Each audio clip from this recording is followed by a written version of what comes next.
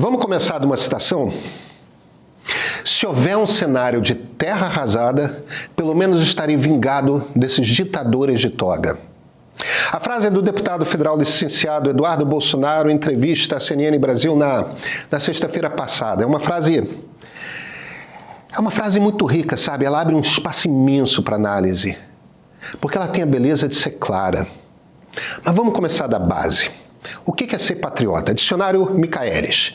Pessoa que ama a sua pátria e procura servi-la. Wikipédia. É o sentimento de devoção à pátria. Nenhum mistério aqui, né? Esse sentimento de patriotismo está no discurso de políticos de esquerda, de direita, há muitos séculos. A retórica patriótica ela é sempre muito forte. Essa é a cidade pela qual esses homens lutaram e morreram nobremente.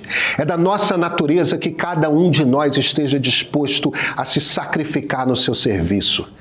Péricles sobre Atenas, na Guerra do Peloponeso, 431 a.C. A gente nem precisava ir tão longe, né? Lutaremos nas praias, lutaremos nos campos de pouso, lutaremos nas colinas, jamais nos renderemos. Winston Churchill afirmando durante a Segunda Guerra Mundial que os britânicos morrem lutando, mas não se rendem à agressão alemã. Não perguntem o que o seu país pode fazer por vocês, perguntem o que vocês podem fazer pelo seu país. John Fitzgerald Kennedy tomando posse como presidente americano. E claro, nós somos brasileiros. Agora vos ofereço a minha morte, serenamente dou o primeiro passo no caminho da eternidade e saio da vida para entrar na história. Getúlio Vargas, que considerava estar sendo injustiçado pela máquina da imprensa, do governo, da justiça. Na cabeça dele achou que a opção digna e patriótica era um tiro no peito para não sacrificar o Brasil numa crise política estendida. Aí vem Eduardo Bolsonaro.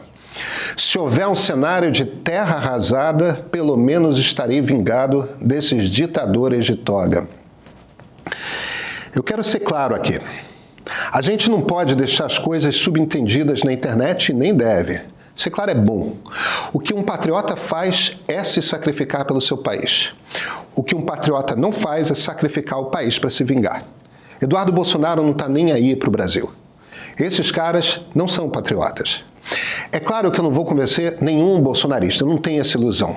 Mas bolsonaristas representam algo entre 10% e 13% do eleitorado brasileiro, dependendo da pesquisa. Eles não são a direita não, tá? Mais de metade dos brasileiros são de direita.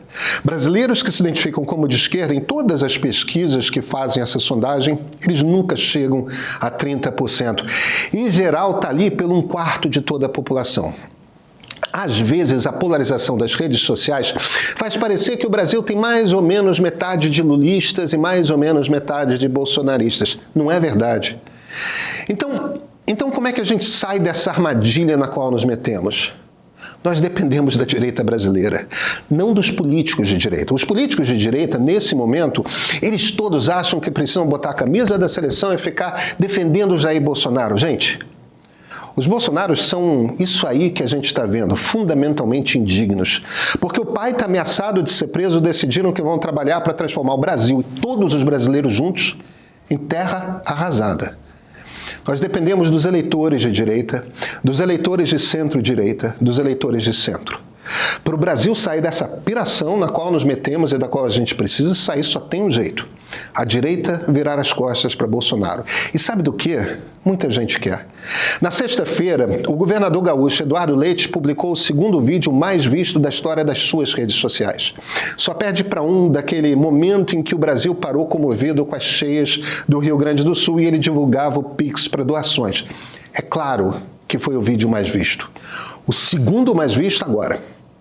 Eduardo Leite é o primeiro político fora da esquerda que nessa situação teve a coragem de dizer Bolsonaro não. Que teve a coragem de dizer o óbvio, não pode alguém que ambiciona retornar ao comando do Brasil trabalhar no exterior para atacar todos os brasileiros. Tarcísio de Freitas se comportou com uma indignidade abjeta. Chamou Bolsonaro de corajoso. Chamar de corajoso um sujeito que banca o filho mimado para tornar o Brasil terra arrasada. Mas que nojo, Tarcísio. Não sobra um pingo de dignidade em você? Até quando você se curva a essa família? Ronaldo Caiado, que governa um estado cuja indústria vai sofrer barbaramente pelas tarifas de Donald Trump, foi pelo mesmo caminho, só não puxou o saco no mesmo nível do Tarcísio. Ratinho Júnior, ele segue pura cautela. Não sabe ainda como se posicionar. Eduardo Leite é o único pré-candidato à presidência até esse momento que teve coragem de dizer o óbvio, que essa família é uma desgraça brasileira. Claro, a esquerda está toda reclamando do discurso de Leite, mas não importa. Não é com um quarto do eleitorado brasileiro que vota na esquerda que o governador gaúcho está conversando. É com os outros 3/4. E não me entendam mal, essa não é uma defesa de Eduardo Leite candidato. É só uma constatação. Ele é um político que está tentando descobrir se existem lá fora eleitores dispostos a ouvir uma mensagem que seja contra o governo Lula, mas que diga ao mesmo tempo que não há mais espaço para Bolsonaros na política brasileira, porque não há. Se ele provar que esse espaço existe, outros políticos vão ter coragem de fazer o mesmo. Eu sou Pedro Doria, editor do Meio. A gente já volta ao assunto, mas pausa rápida. Você já deve ter ouvido muita coisa sobre o conflito entre Israel e Palestina, mas gente tentando entender ambos os lados, ao invés de defender com unhas e dentes um vencedor, isso eu tenho certeza que não tem por aí. Foi assim que surgiu a ideia dos novos episódios do Ponto de Partida da série. Milhares de pessoas já assistiram no streaming do Meio e os comentários que chegaram foram muitos mesmo. Teve quem dissesse que que esse material devia ser visto nas escolas. Teve gente que agradeceu por pela primeira vez ter entendido o contexto. E teve quem nunca imaginou aprender sobre os povos cananeus vendo um documentário. Olha, daqui eu fico super feliz de saber que a série está cumprindo o papel dela. Se você ainda não assistiu, talvez seja a hora. Assine o streaming do Meio e tire suas próprias conclusões. Esse é o Ponto de Partida.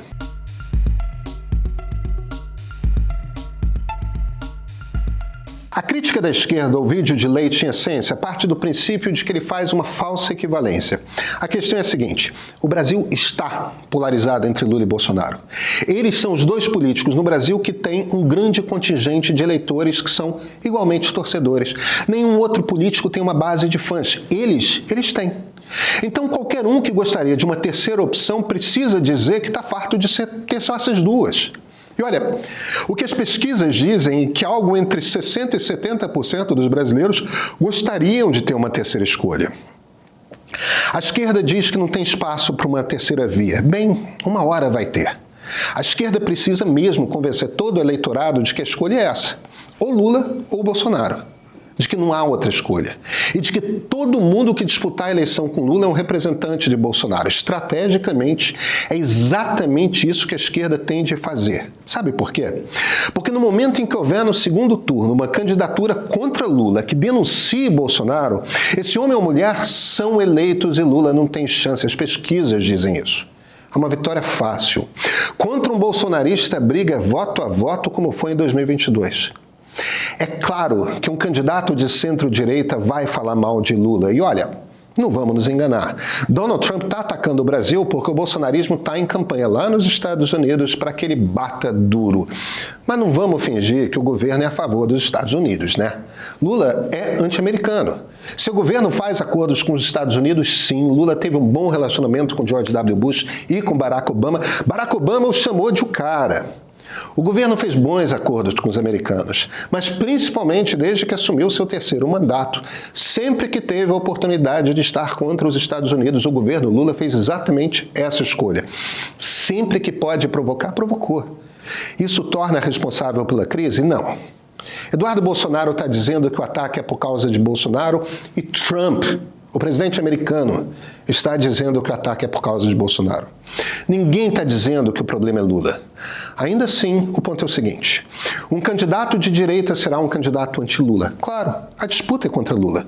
Não importa o que a esquerda acha de qualquer candidato que saia pela direita. Não são os eleitores de esquerda que votarão nessa pessoa, são os de direita. Os votos que essa pessoa precisa atrair são os da direita não bolsonarista e os de centro que gostariam de uma mudança. Tem um universo inteiro aí de eleitores brasileiros.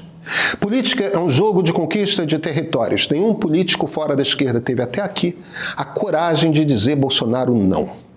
Quando fez isso, Eduardo Leite conseguiu a maior audiência de um vídeo seu nas redes sociais. Esse não é um território conquistado ainda, mas tem um cheiro no ar de que esse espaço pode existir. Depois desse ataque dos Bolsonaros ao nosso país, muita gente parou para pensar: que bom, é hora de quebrar essa febre. É claro que a esquerda vai gritar, vai espernear, vai dizer que não pode, não importa o que a esquerda pensa, porque o importante para o Brasil não é quem ganha a próxima eleição. O importante para o Brasil é que o bolsonarismo comece a definhar até sair do mapa. O importante é que a gente volte a ter eleições com gente normal, disputando ideias. Tarcísio falou que Bolsonaro tem coragem. Olha, Bolsonaro é um covarde que deixa aliados para trás, sempre deixou, que faz qualquer coisa até vender o seu país para se salvar pessoalmente. Bolsonaro é um sujeito incapaz de sacrifícios pessoais. Corajoso é o primeiro político que vem da direita e ouça dizer: esse cara é louco. É hora de a gente dar um passo adiante para o futuro.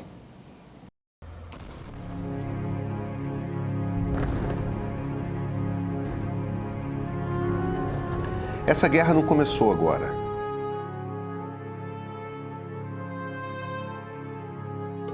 Não começou nem em 1948, quando o Estado de Israel foi criado.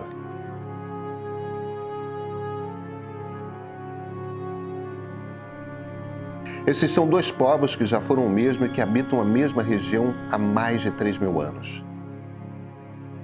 Às vezes em paz, às vezes com atrito, às vezes em guerra.